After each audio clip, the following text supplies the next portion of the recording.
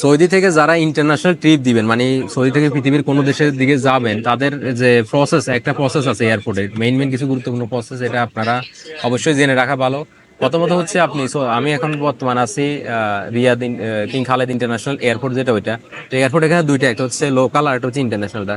তো লোকালটা, ইন্টারন্যাশনাল যেটা, ওইটাতে আপনারা আসবেন 1 থেকে 3 টার্মিনাল যে কোনো একটাতে আপনি করতে পারেন। আসার পরে আপনার সর্বপ্রথম হচ্ছে আপনি টিকেটে যে এয়ারলাইন্সের নাম দেওয়া আছে ওটা আপনি স্ক্রিনে দেখবেন, ওটার কাউন্টার কোনটা, অথবা লোগো দেখতে পারেন। যেমন সৌদি এয়ারলাইন্স, আমরা যেটা যাচ্ছি চায়না সাউথার্ন এয়ারলাইন্স, তারপরে বিভিন্ন এয়ারলাইন্স, তুর্কিশ এয়ারলাইন্স, যে এয়ারলাইন্স আপনার টিকিট, ওইখানে কাউন্টারে যাবেন। ওইখানে যাওয়ার পরে আপনি অবশ্যই ওদেরকে টিকিট দেখাবেন, আপনি যে দেশে যাচ্ছেন ওই দেশের ভিসা দেখাবেন। আর ছুটির পেপার আগে লাগতো, কিন্তু এখন লাগে না, এটা অনলাইন। আপনার পাসপোর্ট স্ক্যান করলে অটোমেটিক চলে আসে আপনার এক্সিডেন্টলি লাগানো আছে কিনা।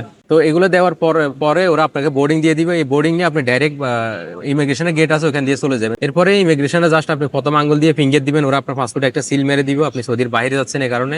আর আপনার ব্যাগ লাগেজ গুলো চেক করে নিলে আপনি এরকম একটা জায়গা চলে আসবেন ইমিগ্রেশন ক্রস করার পরে। এরপর আপনাকে কত নাম্বার গেটে যাইতে হবে এটা আপনার বোর্ডিং এর উপরে দেওয়া থাকে। তো ইমিগ্রেশন ক্লিয়ারেন্স এর পরে আপনি ওই গেট নাম্বারে এসে এখানে সিরিয়ালে বসে থাকবেন। আমরা এখন এদিকে 8 নাম্বার গেটে বসে আছি। এখানের যে বোর্ডিং যে গেটটা, এটা 25 মিনিট আগে বন্ধ হয়ে যায়, মানে বিমান চালু হওয়ার 25 মিনিট আগে বিমানে বোর্ডিং করা বন্ধ হয়ে যায়। সেই কারণে আপনারা আগে এখানে এসে বসে থাকবেন। এরপর আপনার সবাই এখন সিরিয়ালে বসে চলে যাওয়ার জন্য, আমরাও চলে যাচ্ছি।